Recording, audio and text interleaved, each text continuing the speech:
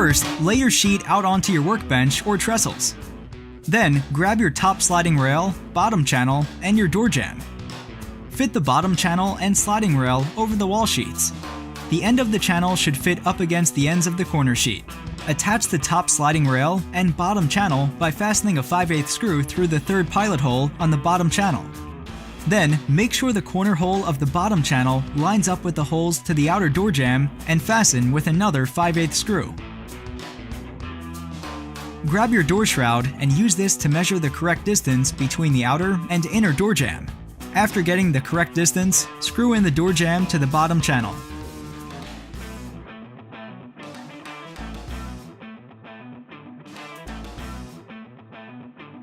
Now go back and grab your top sliding rail and door jamb and then fasten them together using the 5/8 screws.